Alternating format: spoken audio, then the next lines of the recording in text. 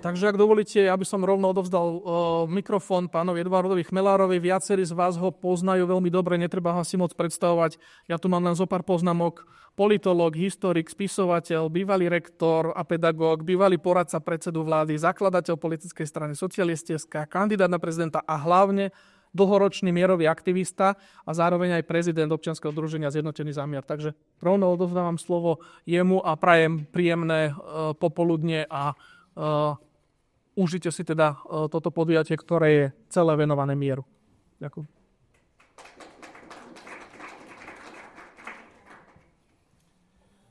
Ďakujem.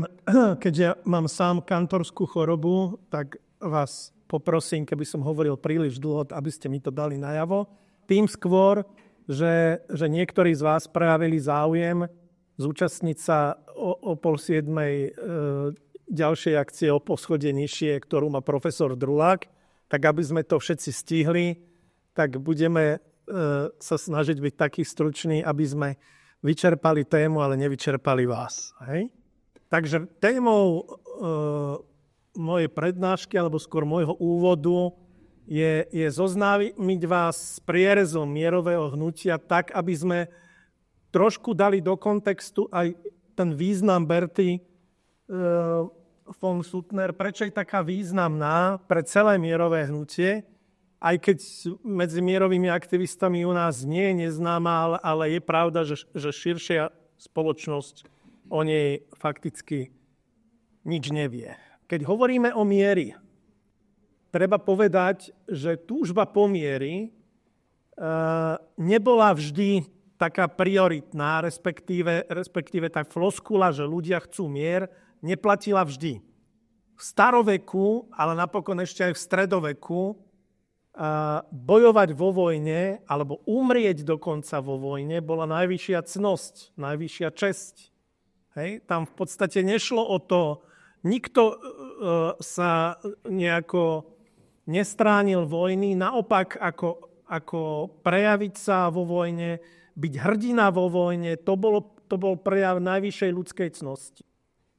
Trošku inak to bolo na východe. Teda prvé také zmienky, filozofické snahy o zvýraznenie hodnoty mieru nachádzame na východe.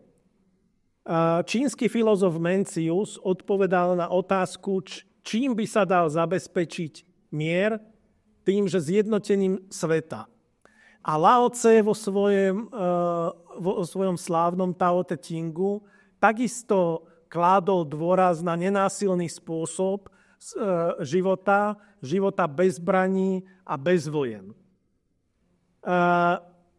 Keby sme hovorili, že západní filozofi sa týmto nezaoberali, bolo by to samozrejme pravda, pretože v antickej filozofii máme, povedzme, jeden prúd stoikov, ktorý presadzoval alebo uviedol do filozofie kozmopolitizmus, ale oni v tých snahách o vykreslenia sveta ako svetovej obce alebo snahy o zjednotenie ľudí, oni tieto ideály nespájali s mierom. Marcus Aurelius bol ako cisár síce človek, ktorý nerád bojoval, ale viedol vojny a jeho kozmopolitné úvahy neboli nejako spájané s ideou mieru. Ale keby sme povedali, že v tej západnej civilizácii, teda v tom čase ešte priskoro hovoriť o západnej civilizácii, ale v tom formujúcom sa západnom svete, tá hodnota mieru nezohrávala žiadnu úlohu, neboli by sme celkom pravdiví, pretože v náboženských textoch starého a nového zákona takéto zmienky samozrejme nachádzame. Pre pacifistov je najdôležitejší prorok Izaiáš, ktorý hovoril ten svoj známy ideál o prekovaní mečov na pluhy. Lenže náboženské texty sú také prefíkané, alebo ich problém je v tom, a to sa týka všetkých náboženstiev, že sú koncipované takým spôsobom, že si z toho môžete vybrať čokoľvek.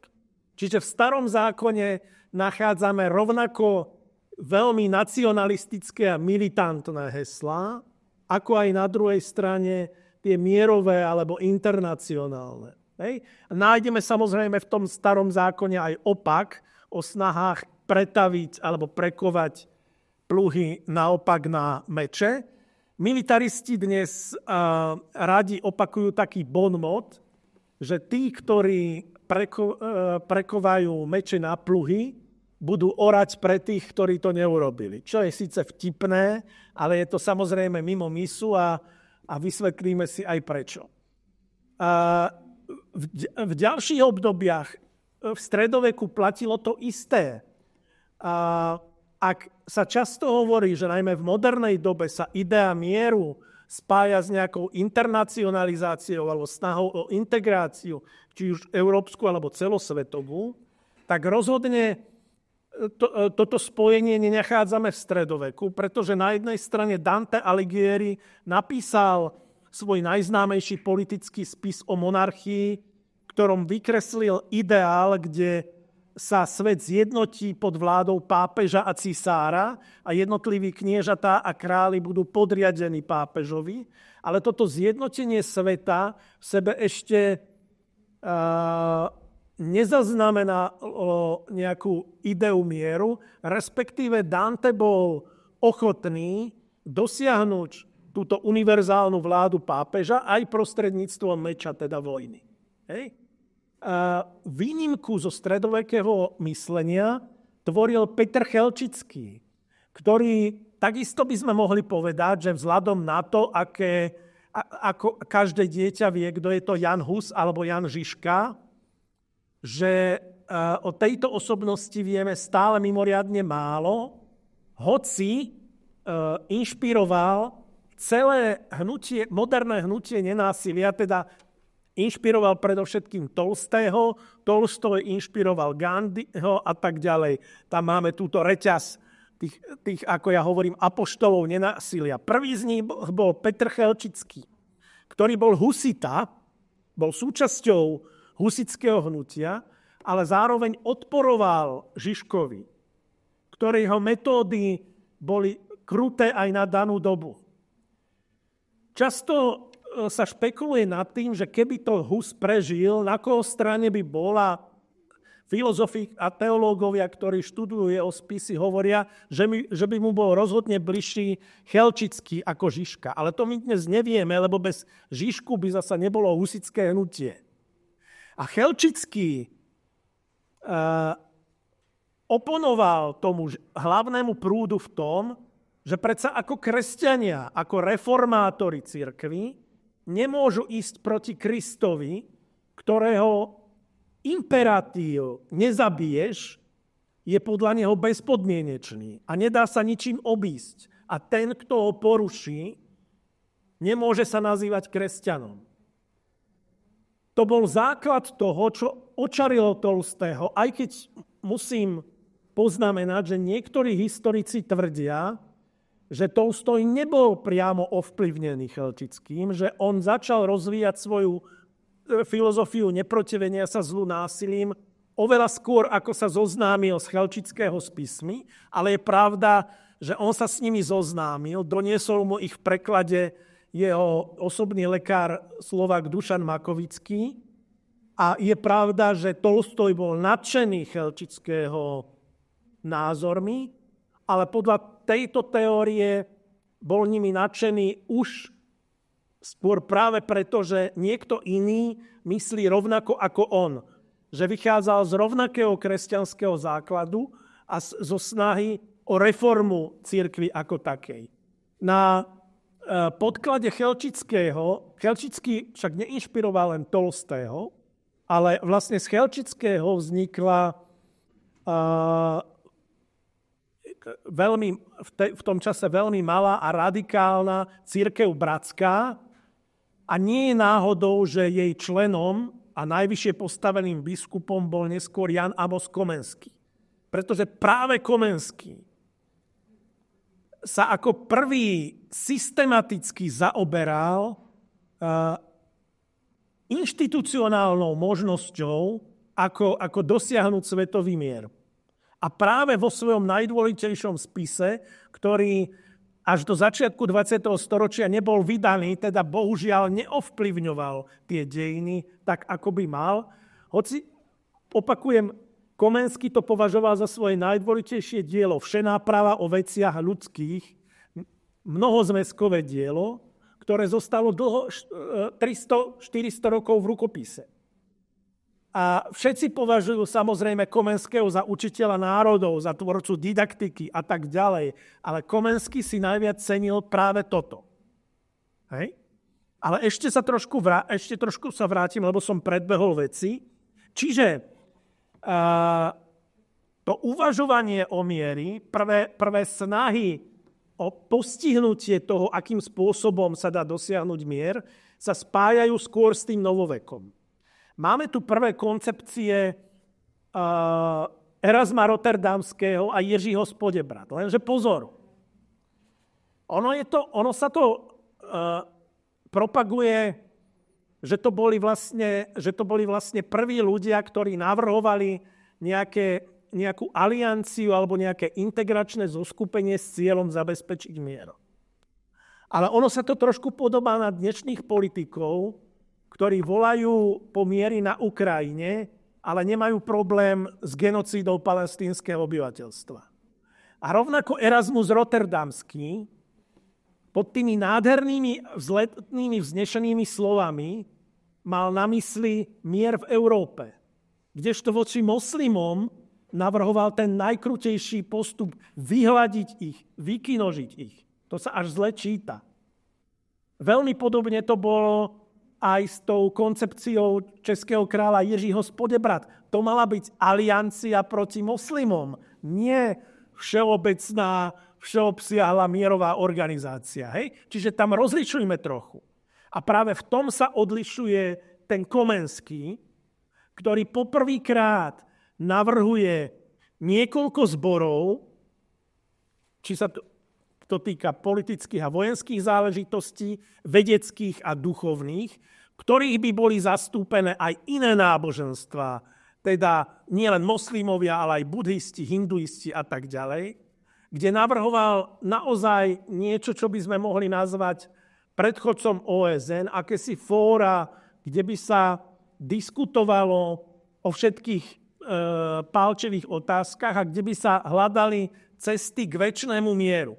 Ten ideál večného mieru je to, čo presakovalo tými storočiami fakticky od konca stredoveku až po Immanuela Kanta. Hľadanie ideálu, ako dosiahnuť večný mier.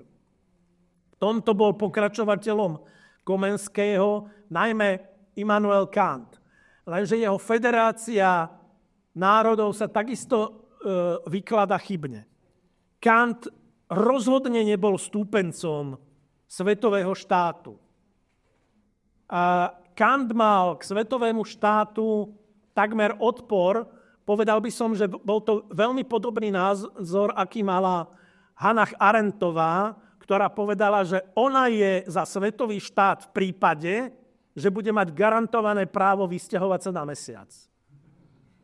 Pretože tak Arendtová, ktorá sa zaoberala totalitarizmom, tak Kant o 2 storočia pred ňou si uvedomovali to nebezpečenstvo, keď vytvoríte univerzálnu štruktúru s rovnakými pravidlami, z ktorej nebude úniku.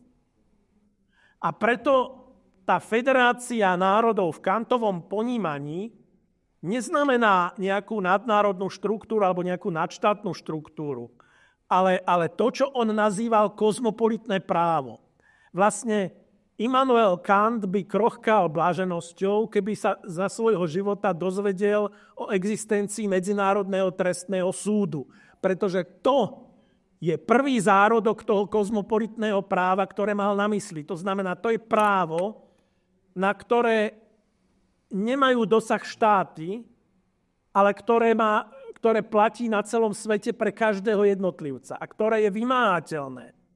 Ale Kant nepopieral existenciu štátov a potrebu existencie nezávislých štátov, pretože len tak je možné zabezpečiť slobodu, udržať slobodu. V svetovom štáte to nie je možné. Čiže popri tých utopických ideáloch o zjednotení ľudstva v svetovom štáte, tu boli skôr takáto prvá realistická koncepcia, ktorá poukazovala na možné riziká takejto integrácie. Treba však povedať, že najmä v 19. storočí tie Kantové úvahy tak trošku stáli bokom, lebo sa vyhranili dve, nechcem povedať, že extrémne, ale protichodné tendencie. Tá prvá, ktorá prebehla Európou ako jedna veľká vlna, boli národné hnutia alebo nacionalizmus. Nacionalizmus v 19. storočí bol trend, ale nie v takom zmysle, v akom sme ho chápali v 20. storočí, pod vplyvom narastajúceho fašizmu a podobne. V 19. storočí nacionalizmus bol vlastne vyššia forma spoločenskej existencie. To, čo hlásal Štúr, nebolo nejaké uzavretie sa pred svetom, ale naopak vymanenie sa z toho rozmýšľania len v rovine rodiny, že váš svet sa končil za plotom vašej záhradky a ten bežný človek žil aj tak povediať s hlavou prirastenou k zemi, že nepoznal nič, len ten svoj grunt. Štúr by nikdy nesúhlasil s týmito dnešnými konzervatívnymi hodnotami, že na prvom mieste je rodina. Štúr bojoval proti tomu, aby bola rodina považovaná za najvyššiu hodnotu. Nie, za najvyššiu hodnotu považoval národ ako vyššiu formu existencie, plus, ako ukázal jeho prasinovec, filozof Svetopluk Štúr v knihe o zmysle národného obrodenia, tam nachádzame veľmi dôležité tézy, že tá obroda národa, alebo to národné hnutie nemá zmysel bez toho, aby sa zameralo na to, čo ten národ prinesie pre ľudstvo.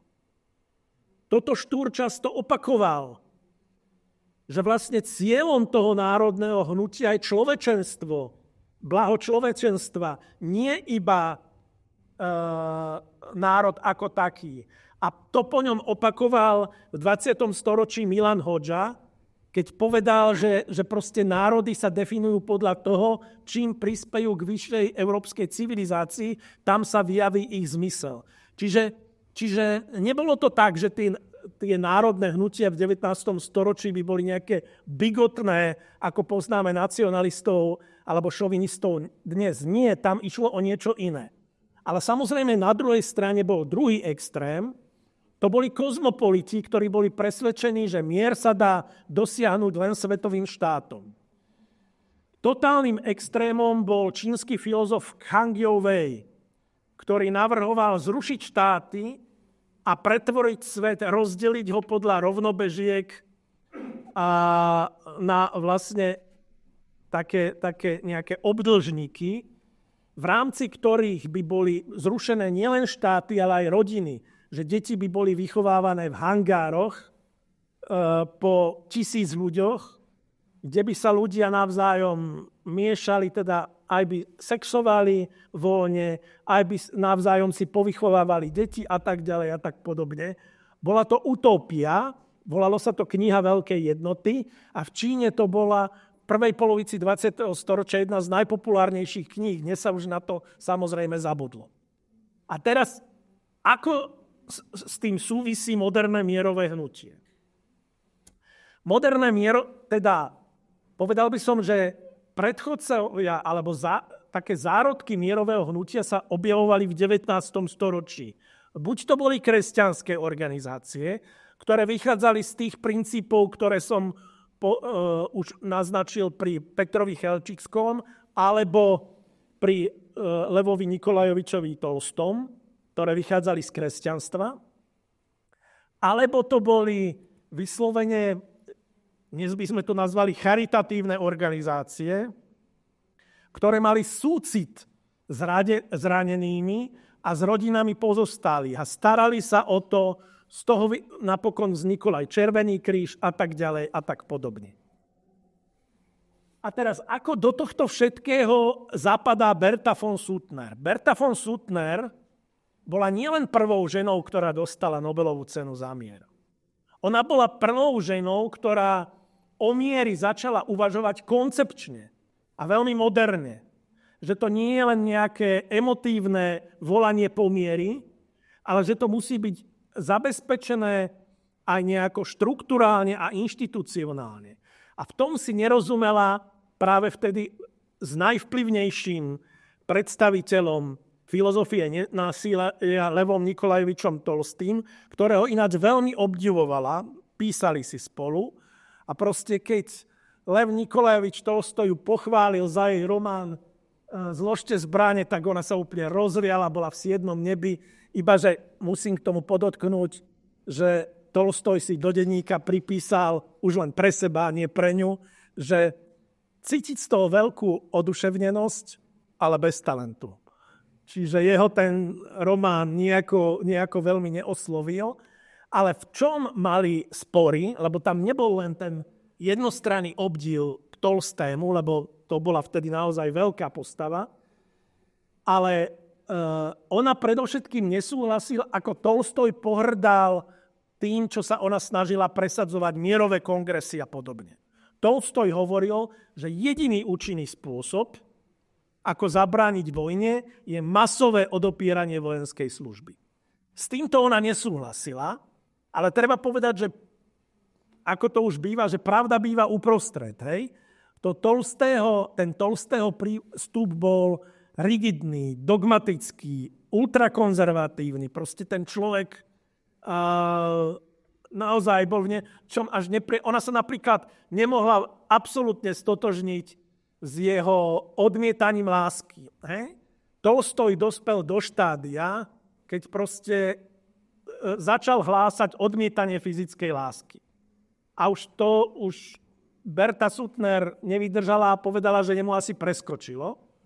Že to proste nie. A mimochodom aj v tejto veci ovplyvnil Gandhiho, ktorý takisto v určitom štádiu prestal sexovať. Ja ho upodozrievam z toho, že v tom veku mu to už nefungovalo a začal si to zdôvodňovať filozoficky, ale fakt je, že toto mali veľmi, veľmi spoločné a Berta von Suttner nemohla s takýmto rigidným spôsobom uvažovania súhlasiť. Ale na druhej strane sa ukázalo, že tie nádeje, čo vkladala najmä do toho prvého mierového kongresu v Hágu v roku 1899, sa ukázali ako úplne falošné. Že ten ruský cár, dnes už to vieme, to zvolal pretože cárske Rusko nestačilo zbrojiť a chcelo, aby na ňo počkali tie západné mocnosti, že to nejako neprispelo k mieru a Suttner uznala, že tá Tolstého metóda odopierania vojenskej služby má čosi do seba, ale povedala jednu významnú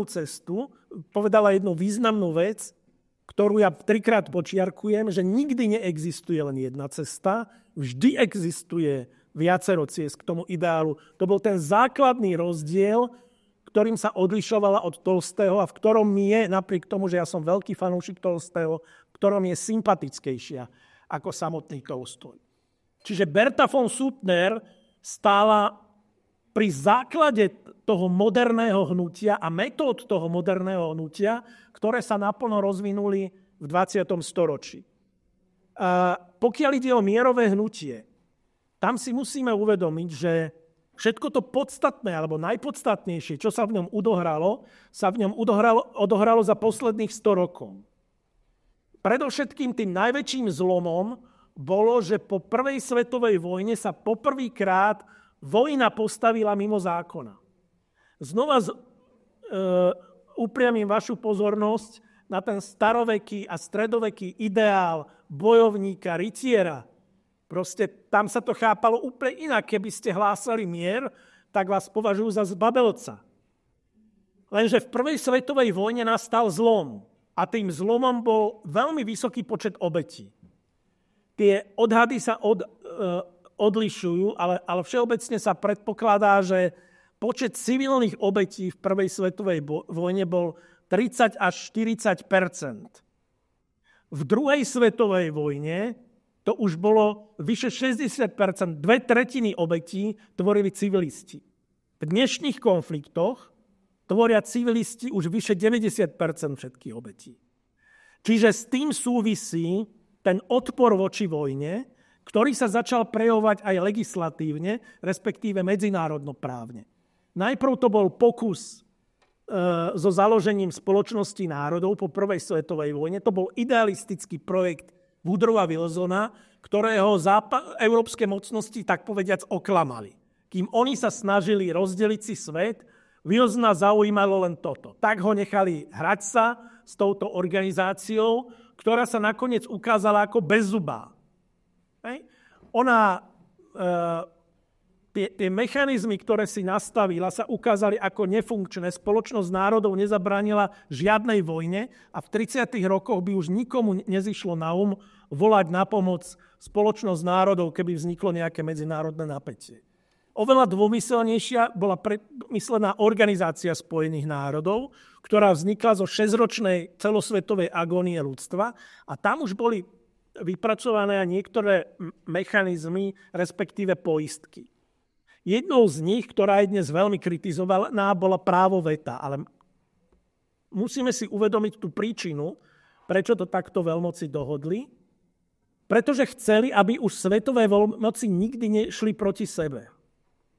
A to právo veta im v tom malo zabrániť. Je pravdou, že právo veta veci viac komplikuje, ale na druhej strane zabránilo niekoľkokrát aj vyslovene katastrofe. To, že má nefunkčné mechanizmy, je spôsobené skôr tým, že takmer bezprostredne po skončení druhej svetovej vojny vypukla studená vojna. A v studenej vojny, v tej bipolarite, si všetky problémy vyriešili dve superveľmoci, Sovietsky zväz a Spojené štáty medzi sebou a OSN bola odsunutá bokom. Ale formálne OSN mala a má mechanizmy, na ktoré sa zabudlo. Tam bol napríklad, to bolo vytvorenie vojenského štábneho výboru, ktorý mal dozerať na to, že pri akomkoľvek konflikte budú koordinované aktivity cez ten vojenský výbor zložený z kontingentov členských štátov Bezpečnostnej rady OSN. A tam bol veľký predpoklad na to, že proste OSN, keby mala tie právomoci, tak by dokázala naozaj zabrániť konfliktom. Dnes je to opäť bezzubá organizácia a nikto sa vlastne pri čo i len úvahách o riešení medzinárodného napätia nezaberá tým, že by mohla pomôcť OSN. Všetci buď živia ilúzie o NATO, ktoré je historickým reliktom studenej vojny, nič viac. A môj osobný názor je, že veľmi nebezpečným. Ale tie mechanizmy, tie poistky, proste to, čo by sme dnes potrebovali oživiť a rozpracovať naviac, sú mimo. Čo sa týka samotného mierového hnutia, to slávilo najväčšie úspechy v 60. a 70. rokoch minulého storočia, pretože dokázateľne zabránilo, respektíve ináč to poviem, mierové hnutie bolo jedným z najdôležitejších faktorov, ktoré ukončili vojnu vo Vietname. Vtedy to dokázali. Tie masové protesty dokázali ovplyvniť verejnú mienku, respektíve ten tlak dokázal ovplyvniť rozhodovanie politikov. Rovnako novinári. Na verejnú mienku mal obrovský vplyv drastické zábery, ktoré priniesli slávni svetoví reportéri z vojny vo Vietname. Tá hrôza, to zdesenie z toho spôsobilo, že si neskôr začali dávať tie veľmoci pozor. Napríklad už vojna v Iraku, myslím prvá v Perskom zálive ešte začiatkom 90. rokov, bola zinscenované divadlo v tom zmysle, že novinári sa na nej mohli zúčastniť len ako súčasť amerického kontingentu, nahnali ich na štadión a takisto v 2003. Nahnali ich na štadión, zorganizovali pre nich prelety Apačov a oni potom domov vysielajú obrázky, že sa zúčastnili na vojne akéhosi ohňostroju, hoci tú vojnu vôbec nevideli. Neboli tam mŕtvi, neboli tam zranení, nebolo tam nič, lebo sa to neukazovalo. Poučení z vietnamskej vojny. Hej?